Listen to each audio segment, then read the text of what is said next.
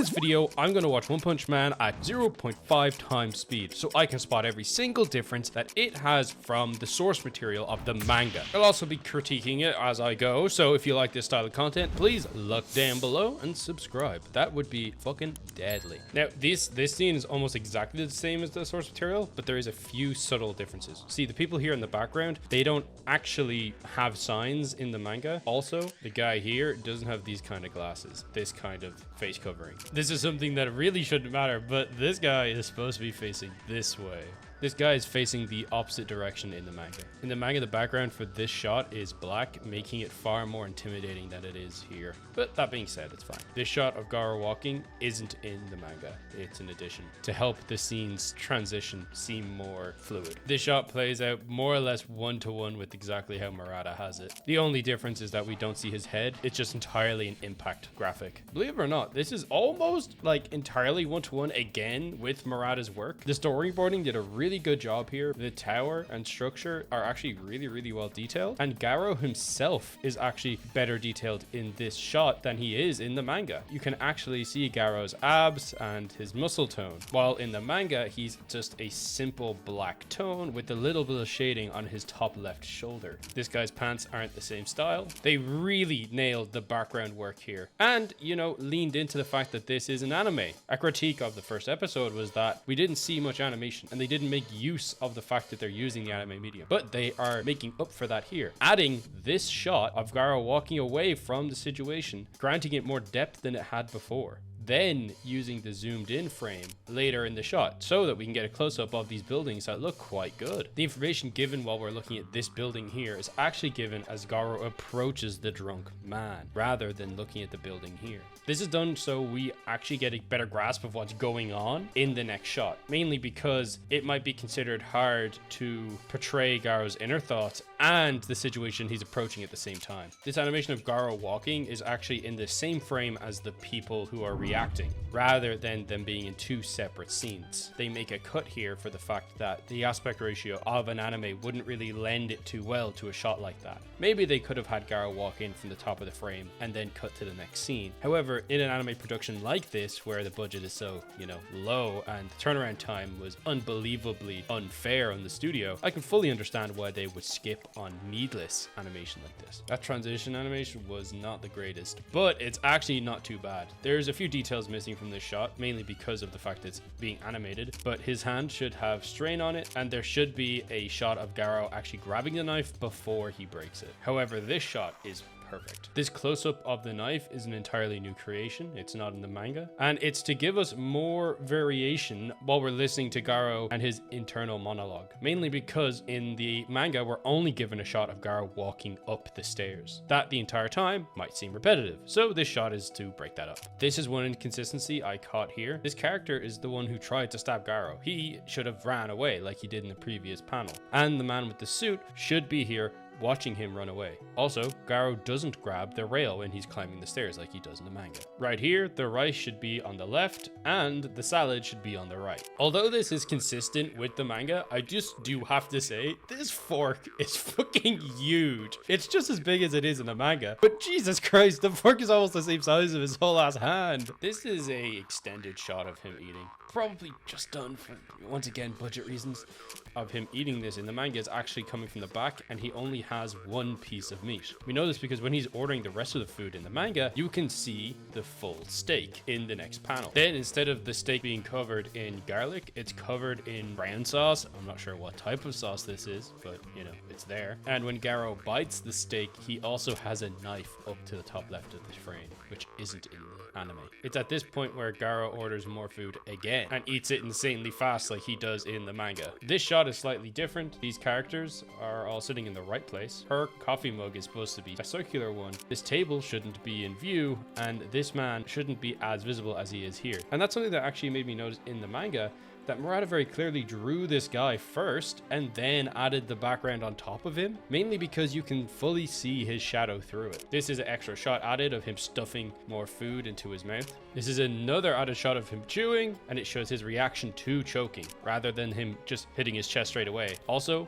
the difference in water jug is quite visible. This shot right here just shows how overly detailed Murata likes to be sometimes. See, this is just a big old pint glass. Murata actually, in universe, has a reason for why it's so goddamn big, because it's a pouring jug. It's not a pint glass. This thing's like 2 liters big because it has some form of fruit and vegetables in it. I have no idea what they're supposed to be. Lemons and limes and like celery or something? The drinking is more or less the same, as is him slamming it down on the table. These next shots with Saitama are more or less the exact same as they were in the manga. However, there's added details like these blue trails, the graphic of his thoughts giving visual representation, and also the fact that the music isn't here immediately. The music cuts in later. They carry over this graphic of the music to, you know, just grant the scene more variety. The layout of this shot is slightly different and his reaction delayed.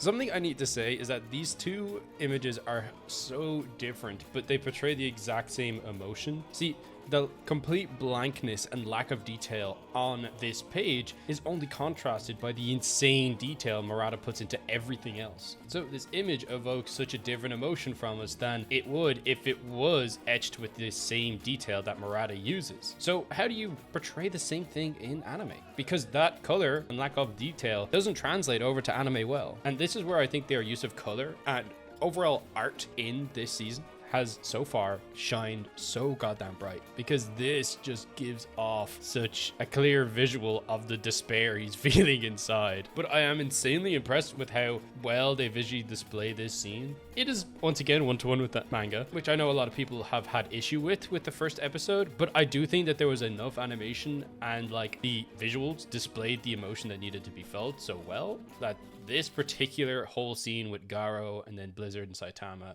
just came across so effectively. Next comes this scene with Garou, where he's just thinking over and mulling over his options and what's happened in the past few days. We get a much more detailed background where he's thinking of Garou, once again looking at the Colosseum-like structure that is in the center of the Monster Association. They did quite a good job of this walking animation when walking up this hill with a visually stunning background. He also here just says, I guess, rather than the manga's alternative, which is, I guess it doesn't really matter. They use a different shot to show that Garou notices the kids bullying his friend, a frontward facing shot rather than the background walking facing shot. They also skip over a panel of the kids pulling on his cheek and instead skip straight for when the rocks are being thrown at him, instead placing the cheek pulling scene till after. This is the part that is going to get memed on the most out of anything else. This animation of Garou sliding down is just one-to-one almost with that clip from Invincible where the Immortal is PNG flying towards Earth. It's just something that they're definitely just 100% gonna make fun of. And the only thing that they needed to do for this is add a bit of dust particles of him sliding down, and it would have been 100% like just perfect. Also, the kid's ass is supposed to be showing in his shorts here. Instead of just silhouettes, there's actually detail on the characters here. I don't know why, but this shot is giving me bad vibes. It's different because the clouds are different in the background. Boom. This is so contrarian, right? But the background is slightly different than it is in the manga. A fence should be running up along this hill here. These bushes shouldn't be here. A different style of fence should be running up to just about here, with what looks like an entrance to this hill that actually rolls the whole way around this corner. Also, Murata forgot that the character was supposed to be holding a book, so in his version, both arms are down by his side. Instead of a flashback to season 1 and seeing its interesting compositing for metal, we actually just get a single panel of the heroes that were involved in the attack when Garou was defending this kid in the previous season.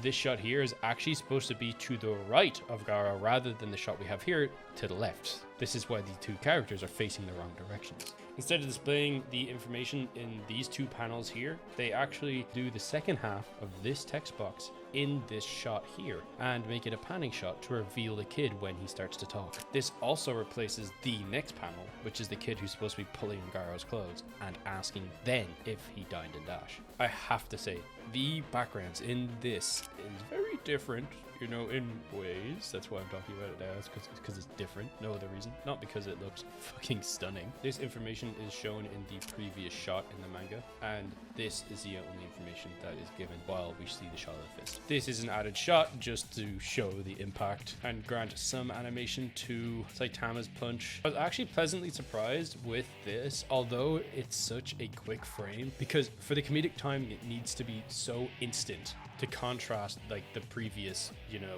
tone, and they did actually animate Garou spinning away. It's so hard to see, but they did. It's there. They did it. Also, I would like to note that Saitama doesn't have the same expression on his face really as he does in the manga. It just looks like he's talking about anything, and he is a little bit sweaty. But the pure self-loathing you see on his face in the manga is just priceless for this scene. And I personally thought it was quite important that they got it right here. Also, I love the Team Rocket star that was added after. This is another shot of the tree line rather than what it was supposed to be, which is a shot of the hill. Now, some people might think that this is actually different than in the manga, but it actually isn't. This scene was added after this manga as like a chapter 88.5. It was like a hidden scene that Murata wanted to include, but he couldn't. So he included it in an additional chapter after. So they've added it in here. This is where they include the shot from previously, the shot I was talking about with the hill. This shot in the manga is far more zoomed in, and we don't see that the kid is crouching down looking over Garou, nor does the crow fly past. This shot once again is flipped. Garou is on the wrong side, as is the same for this shot, but there also should be a building in the background here. Although it is something that I'm not that happy with in the anime so far, is his portrayal of Bug God. See, there's like no tone to his character design, which is something that there's so much of in the manga. And also, I just feel like someone forgot to color his eyes in here. Whoever was supposed to do the coloring the teeth just forgot to do his eyes. However, the close-in shots are just spectacular. Look at it. It's just mwah. This use of color and impact is just, I love it. In the manga, Garou turns his head to say this to the kid. This panning shot is taken at a slightly different angle than in the manga. This shot actually corrects a mistake Murata made when he was drawing. In this panel, it cuts back to the two monsters, but one of them is missing, even though in the previous panel, he was standing right there. This close-up shot of King the Ripper is divine. I love it. And it's far more detailed than the version in the manga. However, the one in the manga does have its like unbelievable charm. See, something never really truly displays pure like mental instability than the white and black contrast of just scraggly ass hair, and the manga does that so well. Such a minor thing, but his shoes have platforms in the anime, which they don't in the manga. And this is where the first chapter ends, at the stare down between King the Ripper and Garou. And this is where Saitama and the kid talking come in as the bonus chapter at the end of the episode, which is a single page. Now on to chapter 89. See, chapter 89 actually starts straight back to the Garou versus King the Ripper situation. But instead, while trying to break up the pacing of that fight, they skip ahead a third of the way through the first chapter to give us this conversation with Birdman and Garou. In many of these panels, there's no detail at the background. However, in the anime, they are able to keep that detail in the background. In this panning shot, we can't see the wall or doorway that Birdman entered from. We can in the manga. They also use this panning shot to include the information from this panel that has a close-up of Garou while he's thinking about Monster Lord Orochi. Instead of this panel of the roof, when he says, "I'll just wait for a new test subject," we get a blank panel and just a text bubble. Very small thing, but Zombieman's arm should be straight down, but instead you can tell that he's already holding his phone from the next shot. The shot fronts are a little different, but it's more or less the same.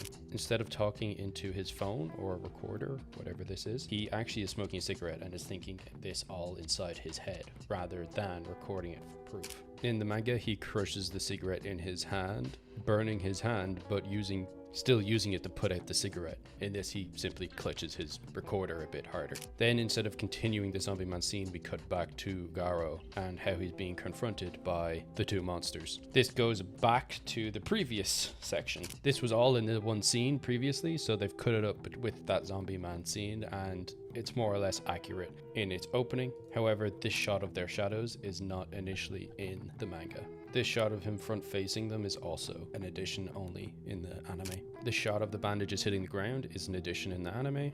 When he is confronting Garou in the manga, we get a front facing panel of Garou standing over the kid, but instead it's all just Bug God talking.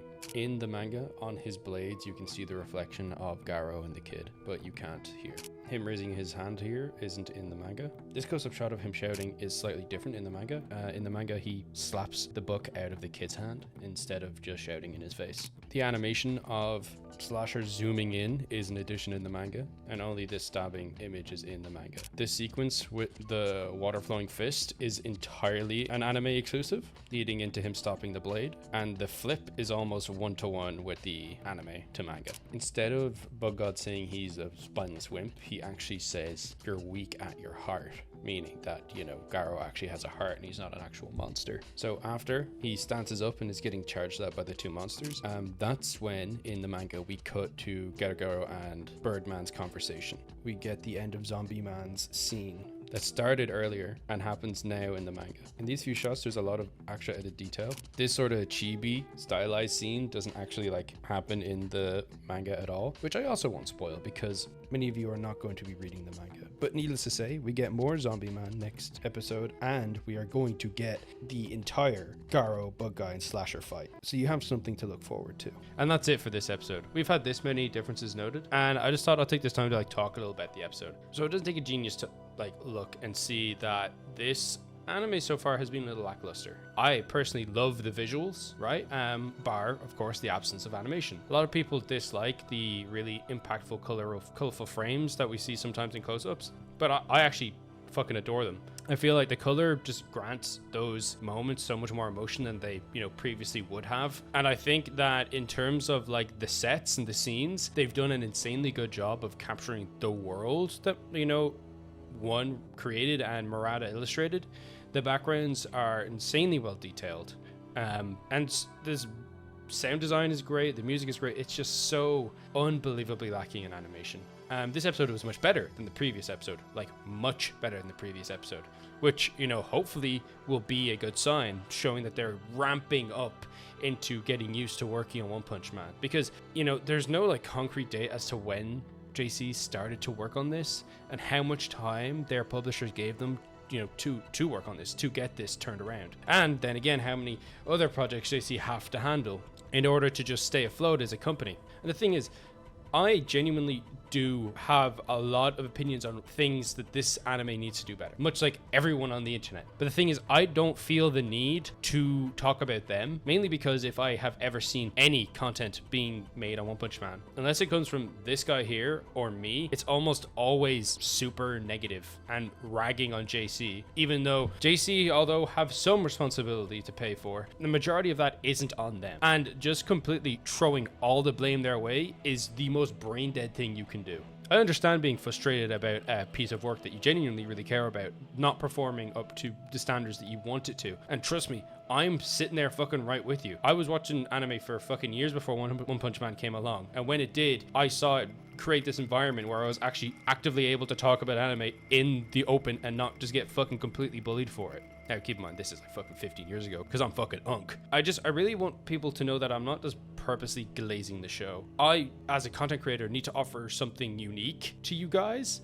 And ragging on the show, well, there's enough fucking twats doing that already. So there's no point in me doing it, wasting my energy, you know, pumping in a form of content that already exists in a vast multitude online already. That's why I'm making this video. I'm picking out all the differences that I noticed. It's not a negative thing, it's not a positive thing. It's just, hey, that's sort of interesting. I will do a video analysis tomorrow. Something I'm going to start doing because I do need to be a little more critical when it comes to the anime.